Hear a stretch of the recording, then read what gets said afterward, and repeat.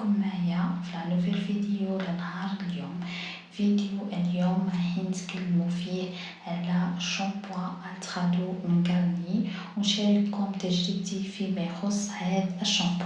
هذا الشامبو هو لصون سيليكون غني بزيت الافوكادو، فيه تشكيلة كاملة من شامبو البلسم الى زيت الشعر الى كريم الشعر الى الماسك. انا شخصيا كنت استخدمت الشامبو والبلسم. انتم تقدروا تستخدموا الشامبو والماسك، تقدروا تستخدموا الشامبو وبديل الزيت، الشامبو والكريم، يعني على حسب مقدوركم، لانه نوعا ما الثمن تاعو مرتفع.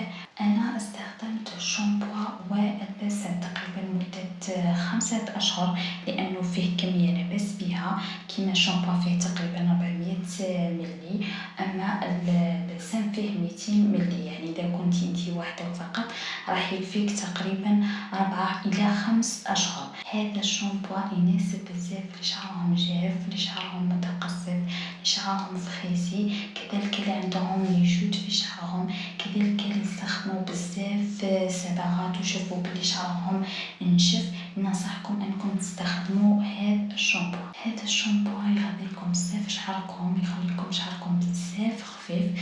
كما قلت لكم فيه الشامبو، فيه البلسم، وكذلك فيه الماسك. تقدروا تستغنوا على البلسم وتستخدموا الماسك، كما تقدروا تستخدموا البلسم وتستغنوا عن الماسك، لكن انا الماسك ننصح به كثير لشعرهم جاف. فيما يخص كريم الشعر وبديل الزيت، البنات اللي شعرهم بزاف ناشف ننصحكم انكم تستخدموا بديل الزيت. اما اللي شعرهم مش ناشف بزاف وما يعانيش من تقصف الشعر ننصحكم انكم تستخدموا كريم الشعر. اما فيما يخص الثمن شويه مرتفع. كما تعرفوا شامبو التخادو من غارني او كامل منتجات غارني هي منتجات غير جزائريه، يكون ثمنها شويه مرتفع. لهذا نصحتكم انكم تستخدموا اما الشامبو والبلسم اما الشامبو والماسك. الشامبو ضروري انكم تستخدموه، كذلك فيما يخص بديل الزيت او كريم الزيت، لانه انا نظن ما تقدروش تشرو كامل الطاقم، يجيكم شويه ثمن تاعو مرتفع. هذه فيما يخص السعر. فيما يخص طريقه الاستخدام، الشامبو تستخدموه بشكل هادي، تغسلوا شعركم وتشلوه.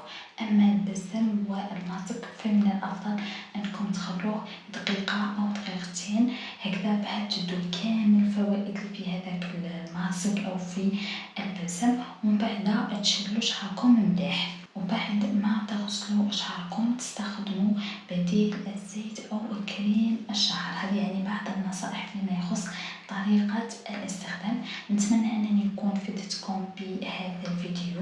البنات اللي جربوا هذا المنتوج يخلونا رأيهم في التعليقات. نقول لكم تهلاو في رواحكم حبيباتي، سلام.